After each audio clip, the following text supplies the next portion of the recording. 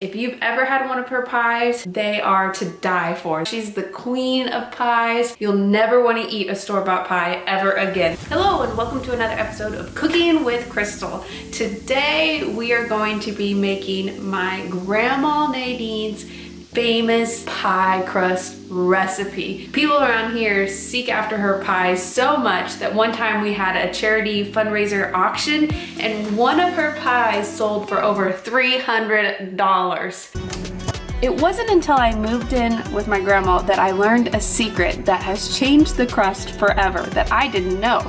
She keeps her Crisco in the fridge. For this recipe, you're going to need 2.5 cups of cold Crisco, 5 cups of flour, 3 teaspoons of salt, a teaspoon of vinegar, 1 egg, and some water. We're going to start by adding our 5 cups of flour to a large bowl. Next, we're going to add our 2.5 cups of Crisco. Next, we add 3 teaspoons of salt.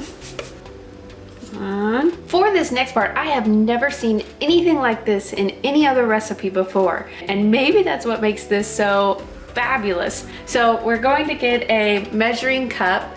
We're going to go ahead and crack our egg into it.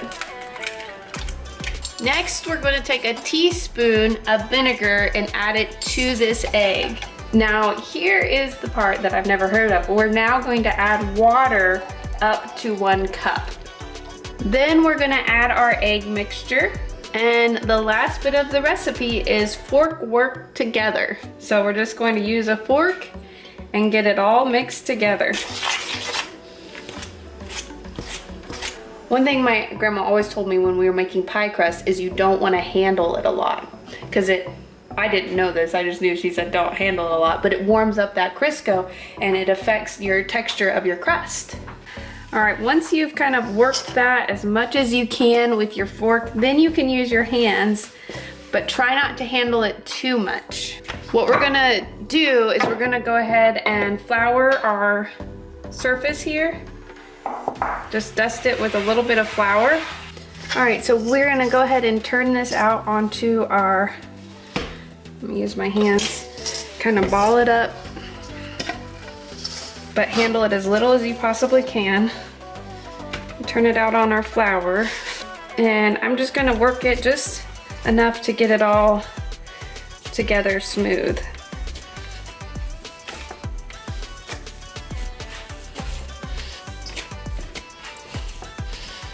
Okay, that's probably enough. At this point, you can separate it into balls that you can use to roll out a crust, or that you can freeze. And remember, again, handle as little as possible. So we do about balls this size, about the size of your palms. So grandma's recipe says you can get about 7. I always get a little short of that, but I think I'm not as good as rolling it out thin. So right now we're at 3. Hey, looky there. At this point, what we do is we put the balls in a baggie and then we put them in the freezer and freeze them until we need them. And then what we'll do is we'll pull them out and set them in the fridge the day before, or pull it out and set it on the counter to use later that day and roll out. All right, I'm gonna go ahead and roll out one of these for you just to show you how to do it. I'm gonna go ahead and add some more flour to our workspace here. Spread it out thinly and set a pile aside. And remember, again, try not to touch your dough as little as possible. So I'm gonna spread this out. Just get it started. And then use my rolling pin and start rolling it out. And just go back and forth, trying to make that circle shape. I will tell you, it's easier to work the dough that comes out of the freezer because it's cold and it's not as soft. So that's something to kind of think about. You make your dough ahead of time, get it chilled. See, this one's, it's super sticky and super soft. So you'll have to keep picking up your dough and putting flour on it. Now the key with grandma's pie crust is it's a thin pie crust. It's not thick. So you want to keep rolling. Keep putting some flour on. Again, it's okay if it's not perfect. Okay, so that looks pretty good. You can start seeing, it's almost translucent. You can start seeing through it. All right, so I got our pie pan here. I'm gonna take a little flour, sprinkle it on here, like so. And then the way that I do this, the same way I've watched my grandma do it, which this is pretty warmed up now, so it's very fragile. Be careful. Fold it over, and it's okay if you get holes in it. Believe it or not, my grandma does a bunch of patchwork pies. Sprinkle a little bit more.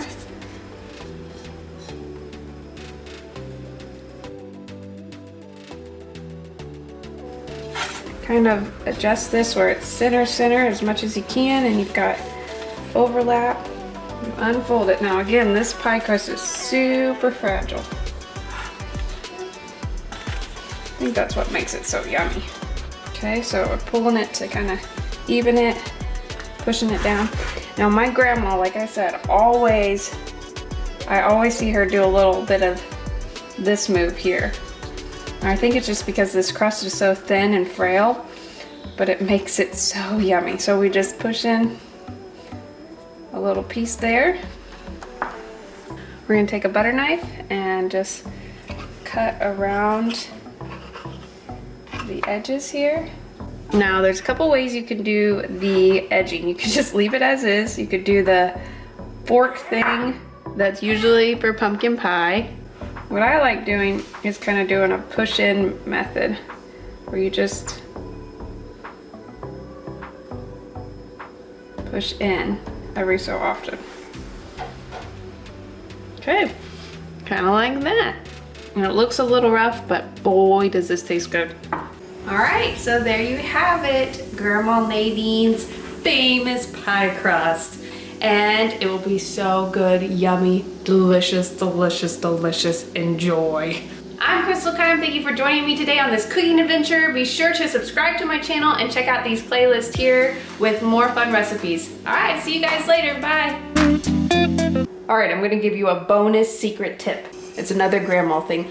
All these little scraps, what she'll do is she'll put like butter or milk on them and cinnamon, and she'll roll them up in like little rolls and put them on a small pie tin and bake them with her pie, and then eat them as like little cinnamon roll snacks. They are so, so good. So don't waste your scraps. Save them and eat them.